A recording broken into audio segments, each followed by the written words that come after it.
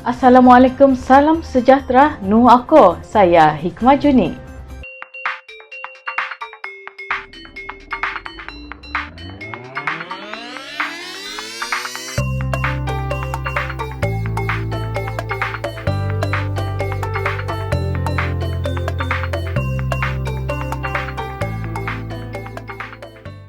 Kerajaan Sabah yang diterajui Parti Warisan Sabah mampu dipertahankan.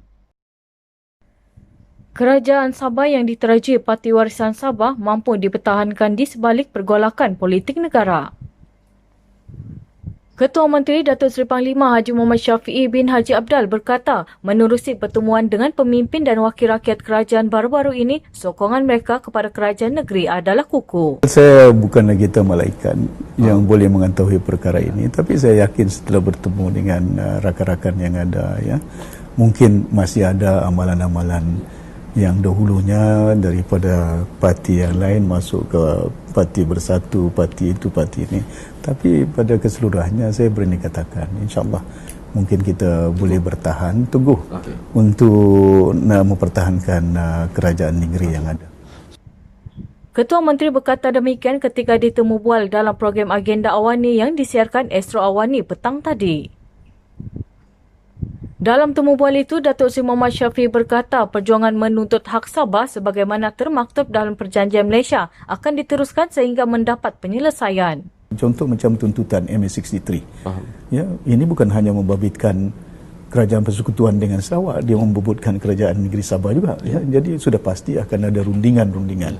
Apa kehendak negeri Sabah, rakyat Malaysia di situ, apa kehendak rakyat Malaysia yang berada di negeri Sabah. Tuntutan ini tujuannya bukanlah untuk kita nakkan supaya don't share with the rest. We are building a nation. Kalau kita membina sebuah negara, touch the heart. Itu yang terkadang bila saya nyatakan 20% minyak royalty perlu diberikan kepada negeri Sabah. Kerana daripada tahun 1974, saya faham, saya tahu waktu itu capital intensive technological ni, equipment is not there. Dari waktu itu banyak capital injections required. Maka kita faham, let it be, handle by cuma 5% saja kita peroleh. Tapi di sepanjang semenjak tahun 74, banyak ada perubahan-perubahan yang ada. Takkan perjanjian ini tak boleh diubah seumpama perkongsian perniagaan. Dulu 5%, dia pegang 95%. Ubahlah, keadaan dah berubah, keadaan. Beliau turut menjelaskan hubungan kerajaan dengan kerajaan atau G2G antara kerajaan negeri dengan persekutuan adalah untuk manfaat rakyat Sabah seperti pembinaan hospital, balai polis dan jalan raya. Ini kerana kerajaan negeri lebih mengetahui keperluan penduduk mengikut kawasan selain mempunyai kuasa ke atas soal tanah. Ya, jadi bayangkan keadaan landscape-nya jauh berbeza. Jadi kita mengetahui perkara ini, akan ada kadang-kadang itu perancangan di peringkat pusat. Bina satu hospital, bersimin, besar, contoh di Ladatu. Belanja sampai beratus juta, sebuah hospital. Tapi hospital cantik pada bangunannya. Tapi bila kita lihat dalamannya, ada pakar tak? Terkadang itu ubat pun tak cukup. Jadi kita hanya melihat dari segi luaran dia, tapi kandungan itu jauh penting daripada apa yang kita kehendaki. Tidak apa hospital dia kecil, tapi kalau ada pakar, kalau ada perubatan yang mencukupi, dan inilah merupakan perkara yang pokok. Kita juga perlu mengadunkan polisi yang ada. Terkadang itu mungkin di peringkat pusat dia tidak tahu kawasan kampung ini pasal apa. Contohnya di Tawau. Mengapa di Tawau itu banyak sangat keadaan dari segi kanser, penyakit kanser, rate dia terlampau tinggi sangat berbanding dengan daerah-daerah lain, tempat-tempat lain. Pasal apa itu? Adakah kita membuat kajian? Kemungkinan besar oleh kerana air yang tak mencukupi, treated water, yang digunakan oleh masyarakat di situ yang tidak dapat dimanfaatkan sebenarnya. Jadi ini maklumat yang saya katakan perlu kita sampaikan. Jadi kalau ada sebuah perkhidmatan, sama ada swasta ataupun kerajaan, disesuaikan dengan keperluan, kepentingan rakyat. Kemungkinan rakyat nakkan selamat, nak buat satu stesen balai polis yang ada dan perlukan tanah, strategic area. Kerajaan negeri mempunyai kuasa. Kerjasama itu yang saya maknakan. Untuk kepentingan rakyat, dia nak wujudkan hospital, dia nak wujudkan balai polis, dan dia nak bina jalan raya, tanah ini jalan ini kerajaan, nak buatkan supaya pembangunan sektor kelapa sawit yang ditanam banyak di negara kita, di Sabah. Jadi perlu ada kerjasama.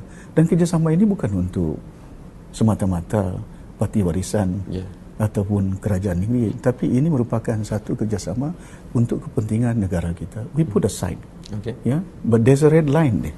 Faham? Ketua Menteri turut menegaskan beliau akan meneruskan sokongan kepada bekas Perdana Menteri Tun Dr. Mahathir Mohamad.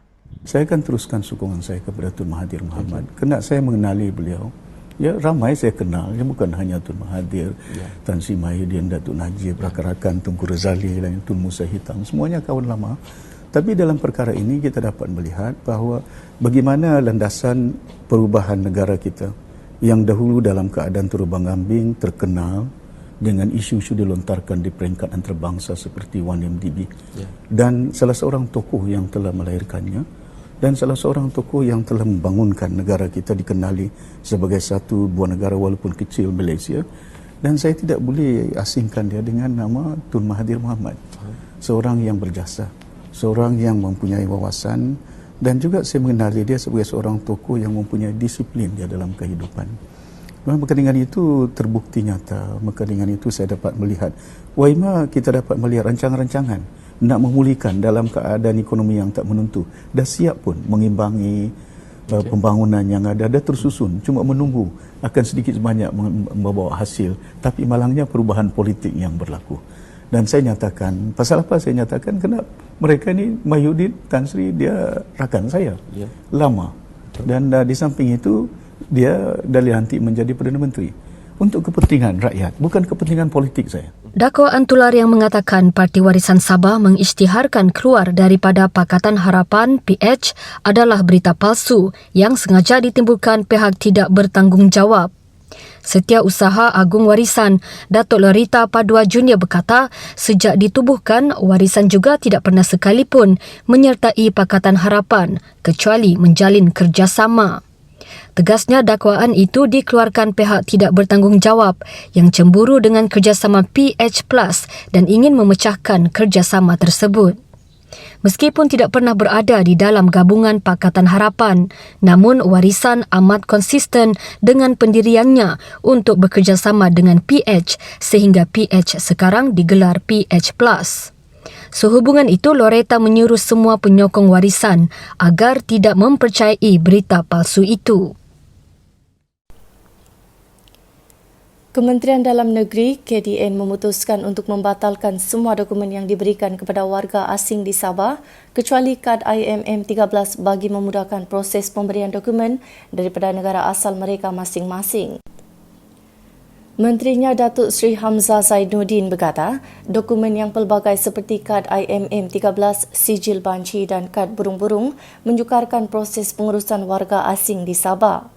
Maka KDN mahu memperbetulkan keadaan itu dengan melakukan penyelarasan supaya hanya tinggal satu kad sahaja yang akan digunakan, iaitu kad IMM 13 kepada warga asing yang berada di negeri ini. Untuk memastikan selepas ini, selepas dah ada semua orang, saya nak maklumkan ada seramai 136,000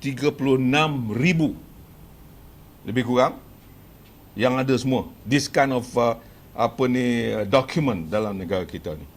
Ada yang pakai IM 13, ada yang pakai sinjil banci dan ada yang pakai kad burung-burung. Ada lebih kurang 136,000. And these people, after this, we will call them up and call with their embassies to make sure that the embassy will issue proper document untuk mereka ada pasport, tentukan yang mereka duduk di sini sebagai warga asing. Beliau berkata demikian selepas melawat pusat tahanan sementara menggatal sempena lawatan kerja ke Sabah selama 3 hari yang berakhir hari ini. Hamzah berkata seramai 136,065 orang pemegang kad IMM 13, sijil banci dan kad burung-burung di Sabah diseragamkan untuk memegang IMM 13 sahaja. Mengenai proses penghantaran pulang pendatang asing tanpa izin parti ke Filipina yang tertangguh akibat COVID-19, Hamzah berkata kerajaan akan berbincang dengan Filipina mengenainya. Dalam pada itu, KDN mengenal pasti 37 titik pendaratan warga asing membabitkan 10 daerah di Sabah susulan op benteng COVID yang dilancarkan sejak April lalu. Semua titik pendaratan itu membabitkan 11 kawasan di Sandakan, 5 kawasan di Lahadatuk dan 4 kawasan di Tawau, Kudat dan Beluran. Lain-lain kawasan yang turut dikenal pasti termasuk 2 di Kota Kinabatangan dan Kota Merudu serta masing-masing 1 di Semporna dan Pitas.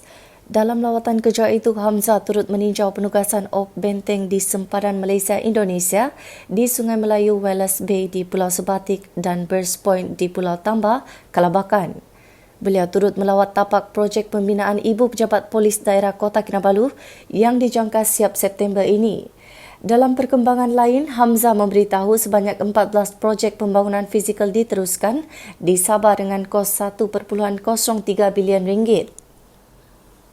Selari dengan inisiatif KDN yang memfokuskan kepada kerja-kerja yang untuk menaik taraf, ubah suai dan pembaikan dan juga nak menentukan fasiliti yang sedia ada itu diberikan penambahbaikan sebanyak 12,996,570 ringgit telah diperuntukkan untuk kerja-kerja naik taraf dan pembaikan fasiliti pertama PDRM di seluruh negeri Sabah. Hamzah yang juga Setiausaha Agung Parti Pribumi Bersatu Malaysia Bersatu menyatakan tidak tahu ketika ditanya mengenai cubaan Perikatan Nasional membeli wakil rakyat di Sabah.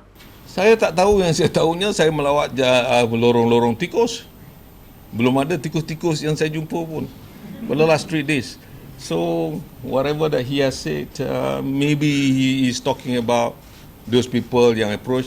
Saya tak ada kerana saya datang hanya approach pegawai-pegawai, agensi-agensi yang bersama dengan saya. Saya nak maklumkan, they are now doing very well. Pemuda Amanah dan Pemuda Pakatan Harapan PH mendesak Suruhanjaya Pencegahan Rasuah Malaysia SPRM menjalankan siasatan terhadap Kementerian Pembangunan Luar Bandar Persekutuan berhubung pembukaan semula tender projek membina Jalan Ulu Tomani di Tenom.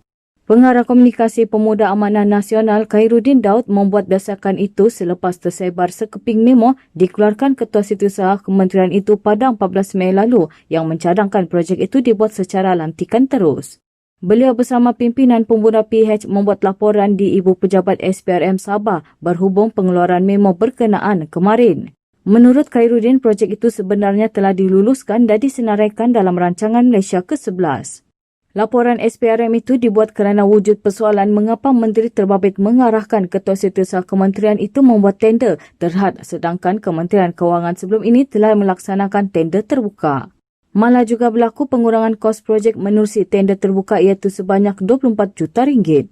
Laporan itu dibuat untuk meminta SPRM menyiasat jika ada unsur-unsur suapan seperti penyelewangan, salah guna kuasa dan sebagainya dalam hal ini, katanya.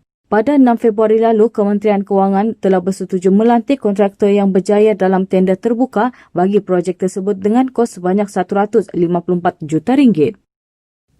Selepas mencatat 2 kes kematian dalam tempoh 2 hari berturut-turut akibat COVID-19, Sabah hari ini tidak mencatatkan sebarang kes positif baru, menjadikan jumlah kumulatif kekal 358 kes. Menteri Kesihatan dan Kesejahteraan Rakyat Frankie pun berkata jumlah kumulatif kes sembuh juga kekal 341 orang dengan 10 kes masih dirawat di dalam wad. Sementara itu, Sukarelawan Bulan Sabit Merah Malaysia, Cawangan Sabah menyampaikan bantuan tabung makanan COVID-19 kepada kumpulan sasar kebajikan di Kudat dan Pulau Banggi, Utara Sabah. Sejak tabung bantuan makanan ini dimulakan pada 30 April lalu, sebanyak 2,743 warga emas, orang kurang upaya, ibu tunggal dan keluarga miskin tegar telah mendapat bantuan. Datuk Frankie yang juga Presiden Majlis Perkhidmatan Masyarakat Sabah merakamkan penghargaan kepada sukarelawan berkenaan di atas usaha gigih menyampaikan bantuan kepada masyarakat terkesan dengan pandemik itu. Taman Hidupan Liar Lokawi, Pusat Pemeliharaan Orang Utan Sepilok dan Pusat Pemeliharaan Beruang Matahari Borneo yang ditutup berikutan pelaksanaan Perintah Kawalan Pergerakan PKP sejak 18 Mac lalu akan kembali menerima kehadiran pengunjung Isnin ini.